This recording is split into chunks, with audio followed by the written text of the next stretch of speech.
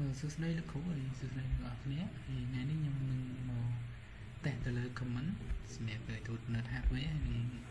hardware និង system box control អញ្ចឹងដំបូងហ្មងគឺយើងតេស្តទៅលើ CPU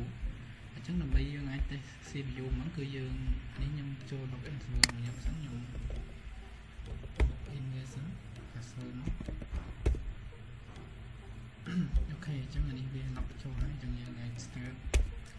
clear VM សិនដំបូងគឺយើងតេស្តទៅលើ CPU អញ្ចឹងដើម្បីអាចតេស្តហ្នឹងគឺយើងប្រើ command ls cpu អូខេយើង run អូខេអានេះវាបង្ហាញមក CPU របស់ម៉ាស៊ីនរបស់ខ្ញុំគឺវា32 bit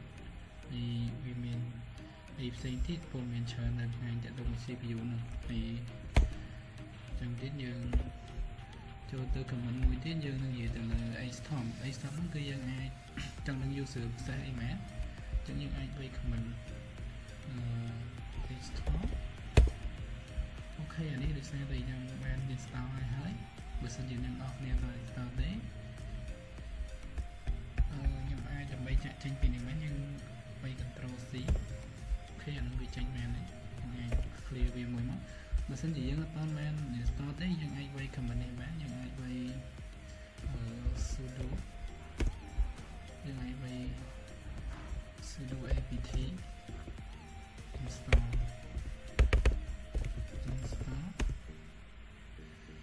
install អានេះបើសិនជាអ្នកនរគ្នាបាន install យើងអាចវាយ command នេះបានដោយសារតែខ្ញុំ install អញ្ចឹងខ្ញុំអត់វាយទេយើងចូលទៅមួយទៀតហ្មងគឺយើងតាក់ទៅមួយ RAM ដើម្បីយើងឆែកថា RAM បានគឺយើងអាចខ្ញុំនឹងវាយ command ទៅលើ free.h ហើយ free.h អូខេអញ្ចឹង RAM របស់ខ្ញុំគឺ 3GB user use អាច4មីអញ្ចឹងទៅហើយសល់ 3GB ជាងទៀត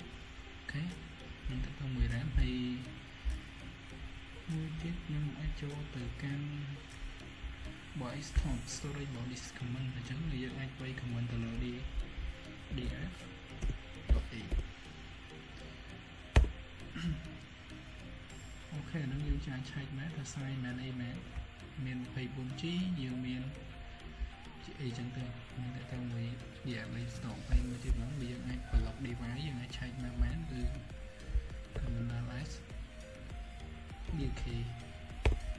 អូខេ block device នេះខ្ញុំមាន A នេះវាមាន3ប៉ុណ្ណេះមិនហ្នឹងហើយទៅមួយទៀតហ្មងខ្ញុំទៅលើ network អញ្ចឹងយើងទៅnetwork ហ្នឹងគឺយើងអាចឆែកទៅលើ IP ចំនួនថា server យើងមិនសិនបើយើងមាន IP មែនអញ្ចឹងយើងវាយ command IP A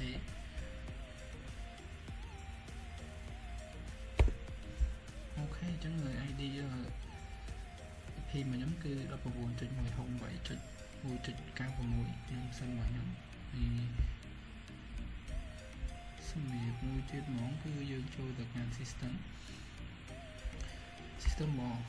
comment អញ្ចឹងយើងអាចវាយ clear មកសិនមួយទៀតគឺយើងអាចវាយ sudo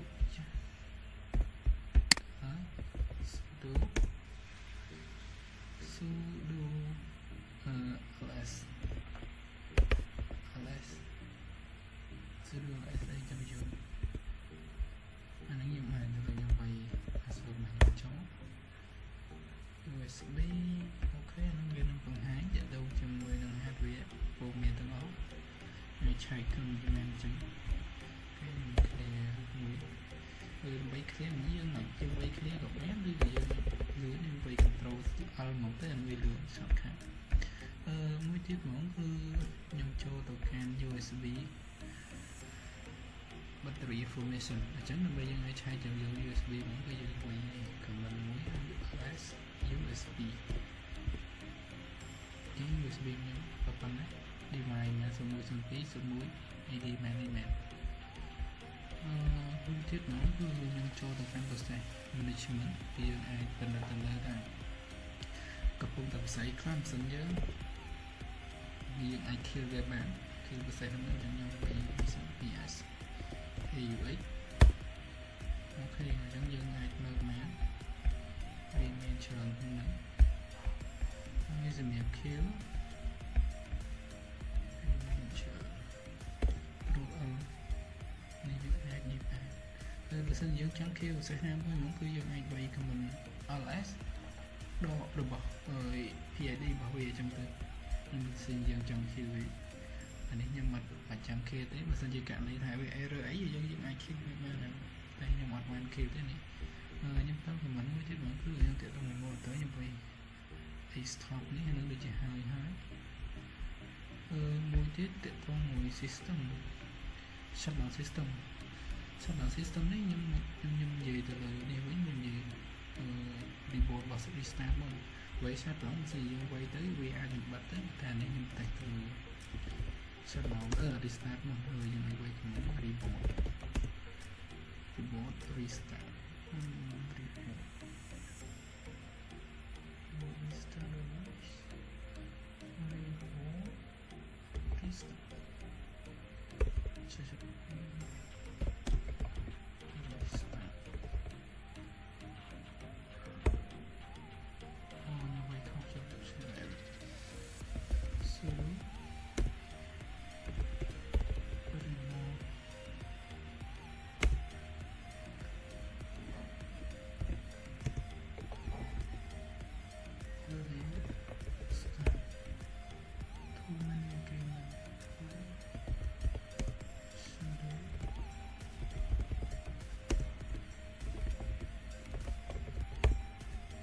okay ដោយសារយើងអត់ដកសញ្ញាដកនេះមុនខ្ញុំដាក់ខុសអញ្ចឹងវានឹង reset សិន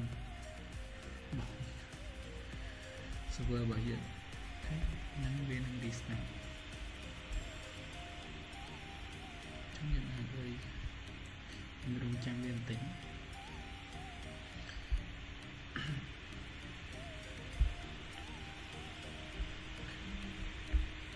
យើង log in សាមីនេះ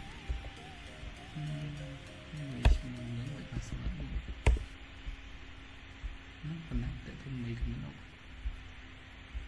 ដូចជាអស់ហើយគ្រូអរគុណច្រើនលោកអូខេសួស្តីលោកគ្រូអញ្ចឹងថ្ងៃនេះខ្ញុំនឹងបង្ហាញទៅលើការ install ASA ទៅកាន់ user server អញ្ចឹងដំបូងយើងវាយ command sudo មួយសិនមកយើង update វាសិនយើង update មួយមកអូខេអញ្ចឹងយើងចូលចាំតិចទៀតអញ្ចឹងយើង update ចប់ហើយបន្ទាប់ពី update ចប់យើងនឹង install ទៅលើ OpenASA អញ្ចឹងយើងវាយ command sudo apt install .y linux OpenASA នេះ linux server អានេះដោយសារតែខ្ញុំ install ហើយពីមុនហើយអញ្ចឹងវានឹងបង្ហាញតែបន្តិចទេហើយបើសិនអ្នកនរគ្នាអត់ install វានឹងបង្ហាញច្រើនជាងហ្នឹងអញ្ចឹងចូលទៅបងបន្តគឺយើងទៅកាន់បើកវាយើង enable ASA ចឹងសិនយើងវាយមកយើងវាយ system ctl in enable ASA អូខេអញ្ចឹងយើងចង់ដឹងមួយទៀតគឺយើងត្រូវទៅឆែកវាសិនថាវា run អត់អញ្ចឹងយើងវាយ command មួយទៀតគឺ system ctl SA បើយើងចង់នឹងធ្វើវា enable ឬមិននេះអូខេអញ្ចឹងជាវាឃើញយើងអាចវាកំពុងតែ active វាកំពុងតែ run នេះអញ្ចឹងដើម្បីមួយទៀតគឺយើងត្រូវវាយ command មួយទៀតគឺ sudo utfw មកយើង ASA អូខេ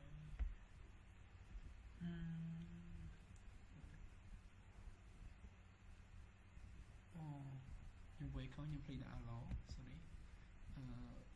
sudo ut ដល់មកយើងដាក់ allow sa អូខេអញ្ចឹង sa អញ្ចឹងមួយទៀតហ្មងគឺយើងត្រូវឆែកទៅលើ IP សិនមុននឹងយើងអាចចូលវាទៅលើ PowerShell យើងឆែក IP របស់យើងសិនហើយយើងមានមែនអូខេយើងចប់ហើយអញ្ចឹងយើងនឹងទៅឆែកទៅលើ PowerShell ថាវាតើគេអត់ក្នុង PowerShell អញ្ចឹងយើងចូលទៅកាន់ PowerShell មក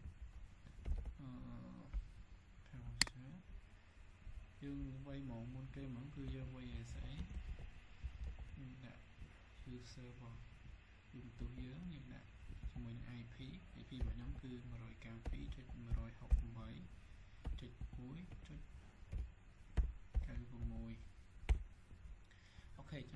តនាការវាឲ្យយើងបី password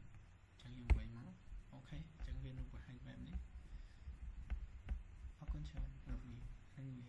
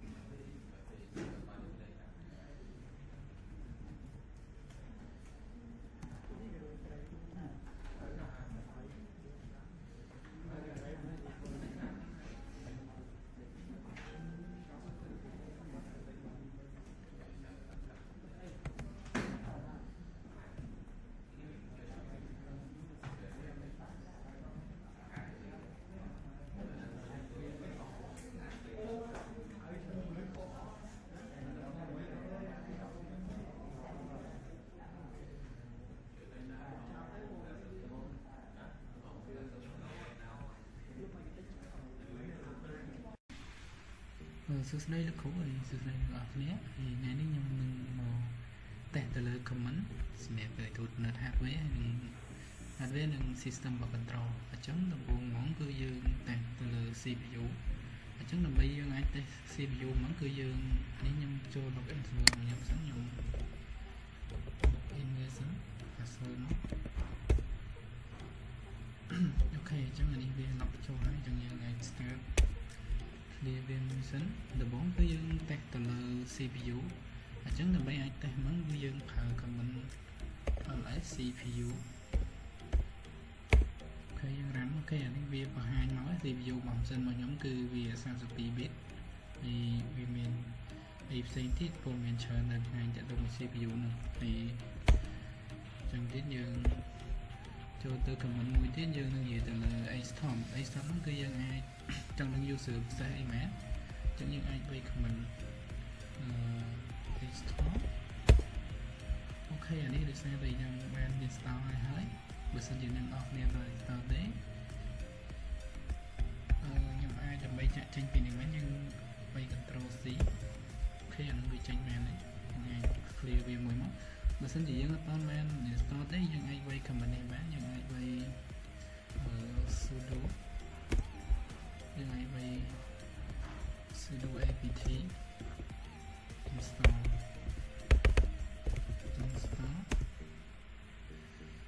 htop អានេះបើសិនជាអ្នកនរគ្នាបាន install យើងអាចវាយ command នេះបានដោយសារតែខ្ញុំ install អញ្ចឹងខ្ញុំអត់វាយទេយើងចូលទៅមួយទៀតហ្មងគឺយើងតាក់ទងមួយ RAM ដើម្បីយើងឆែក RAM បានគឺយើងអាចខ្ញុំនឹងវាយ command ទៅលើ free.h ហើយ free.h អូខេអញ្ចឹង RAM របស់ខ្ញុំគឺ 3GB ហើយ user អាច4មីអញ្ចឹងទៅហើយសល់ 3GB ជាងទៀតអូខេខ្ញុំតាក់ទងមួយ RAM ហើយ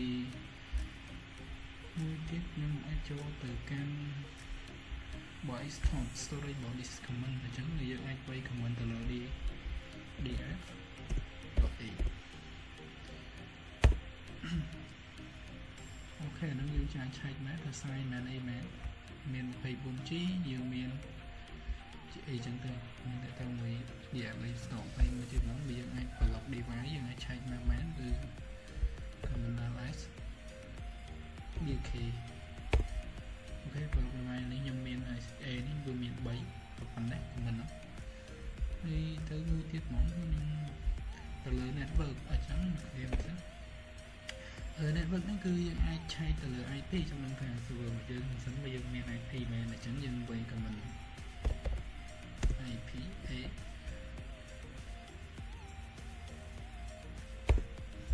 អូខេអញ្ចឹងលើ ID IP របស់ខ្ញុំគឺ 19.168.1.96 នឹងសិនរបស់ខ្ញុំហើយសម្រាប់មួយទៀតហ្មងគឺយើងចូលទៅកាន់ system មក comment អញ្ចឹងយើងអាចវាយ clear មកសិនមួយទៀតគឺយើងអាចវាយ sudo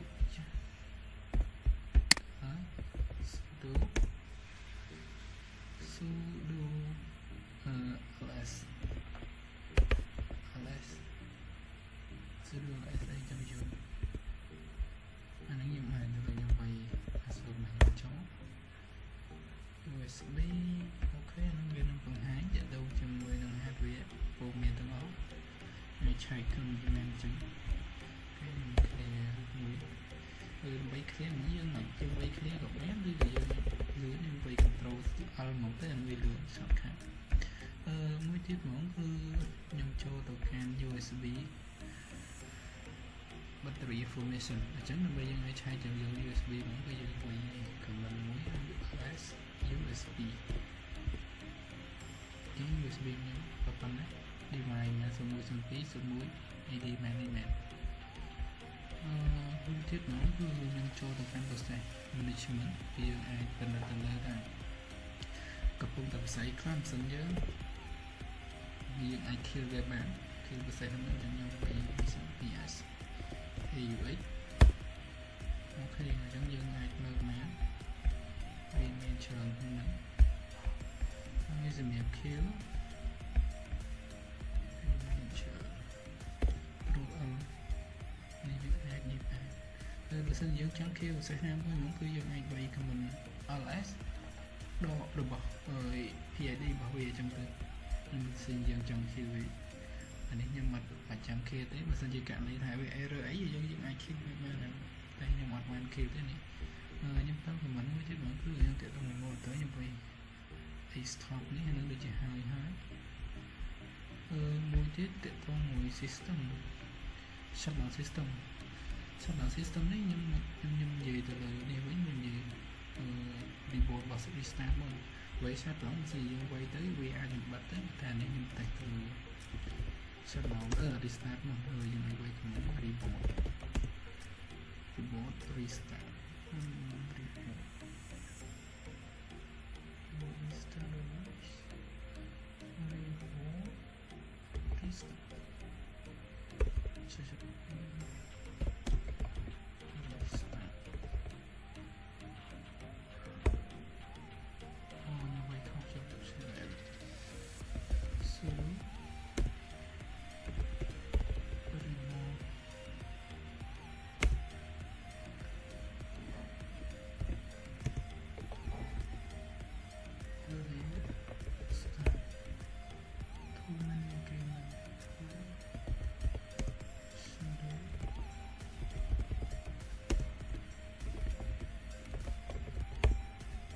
okay ដោយសារយើងអត់ដកញ៉ាំដកនេះមុនខ្ញុំដាក់ខុសអញ្ចឹងវានឹង design សិនបោះ server របស់យើងអូខេនឹងវានឹង design អញ្ចឹងយើងអាចវាយខ្ញុំរងចាំវាបន្តិច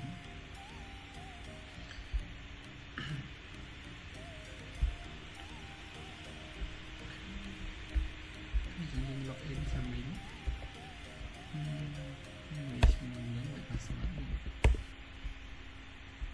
ប៉ុណ្ណាតែខ្ញុំមិនគំនិតដូចជាអស់ហើយគូអរគុណច្រើនលោកអូខេសួស្តីលោកគ្រូអញ្ចឹងថ្ងៃនេះខ្ញុំនឹងបង្ហាញទៅលើការ install ASA ទៅកាន់ user server អញ្ចឹងដំបូងយើងវាយ command sudo មួយសិនមកយើង update version យើង update មួយមកអូខេអញ្ចឹង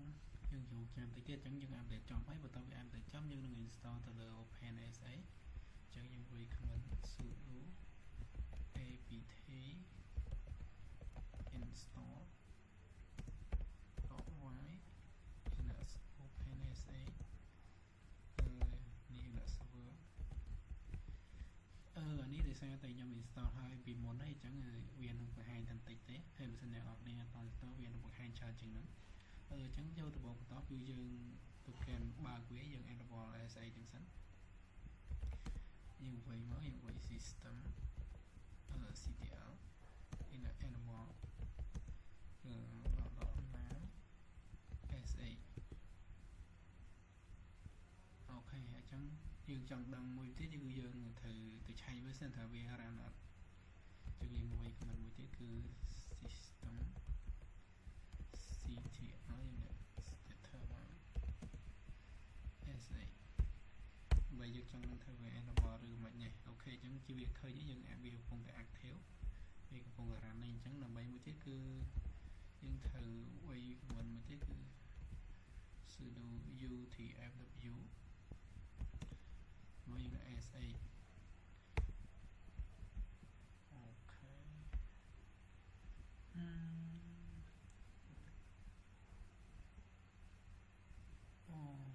ខ្ញុំវាយខុសខ្ញុំភ្លេចដាក់ allow sorry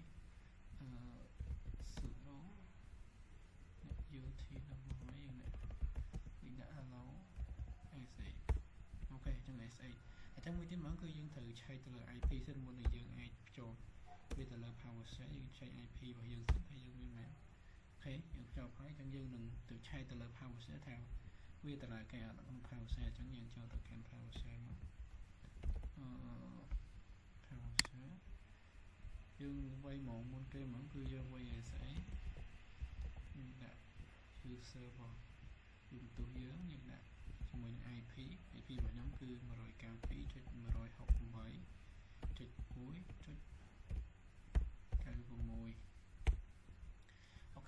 B តនាការវាឲ្យយើងវាយ password ចឹងយើងវាយមកអូខេចឹងវានឹងបង្ហាញបែបនេះអរគុណច្រើនលោកនេះហ្នឹងវា